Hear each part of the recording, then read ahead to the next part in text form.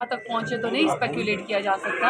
ابھی تو کنکلوژن پہ جمپ ہی نہیں کیا جا سکتا، لیکن یہ کہ میرے لیڈر عمران خان نے اپنی ذاتی جتنی بھی تکلیف آزمائش میں ان کو ڈالا گیا، بے گناہ اس وقت جیل کے اندر ہے، سالیٹری کنفائنمنٹ میں، وہاں پہ خان صاحب نے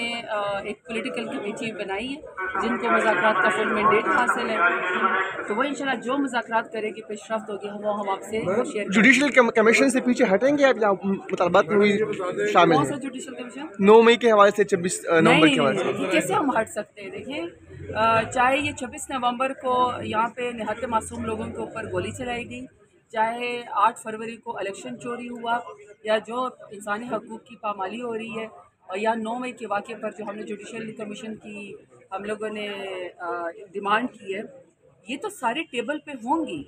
دیکھیں نا، یہ تو حقائق ہے، حقائق سے پردہ تو آپ یا آگ چشم پوشی تو آپ نہیں کر سکتے ہیں نا، یہ جب آپ ٹیبل ٹاک کریں گے، مذاکرات کریں گے تو ان تمام چیزوں کے اوپر جو ہے وہ بات ہوگی نا، یہ تو نہیں ہو سکتا کہ ہم ان چیزوں کو پس پش ڈال دیں، یہ ساری باتیں وہاں پہ ڈسکس ہوں گی۔ میڈم 9 مئی کے واقعات پہ کہا جا رہا ہے کہ معافی مانگی جائے پھر مذاکرات شروع ہوں گے، تو کیا معافی مانگیں گے 9 مئی کے واقعات؟ دیکھیے،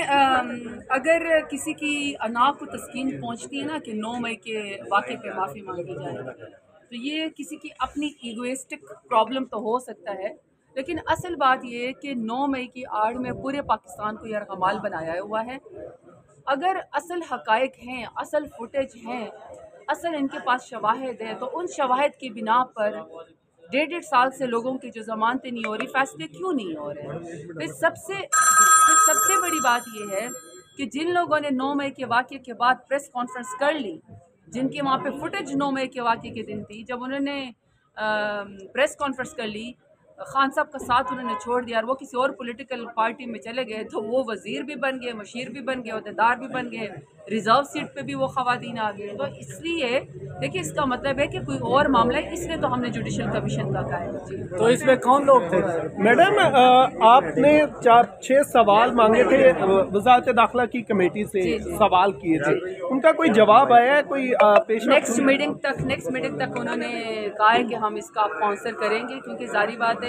میں نے بالکل حقائق کے اوپر مبنی، اور یہ پہلا ایک آفیشیل فورم تھا جو میں نے پاکستان تحریک انصاف کی طرف سے شامل کیا۔ ہم سب سے آپ لوگ بار بار سوال کرتے ہیں کہ آپ لوگ ابھی تک کورٹ میں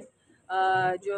as political party P T I آپ لوگ کیوں جو 26 نومبر کا واقعہ اور شہداء کے لیے یا مسنگ پرسن کے لیے آپ لوگ بات کرنے کیوں نہیں گئے؟ وہ ہماری پٹیشن تیار ہے، لیکن ظاہری بات ہے کہ جو لوگ شہید ہوئے ہیں ان کی فیملی ابھی تک ٹارچر کے اندر ہے، اور ان کو ابھی تک جو ہے ظاہری بات ہے وہ خوف میں سے نہیں نکلے،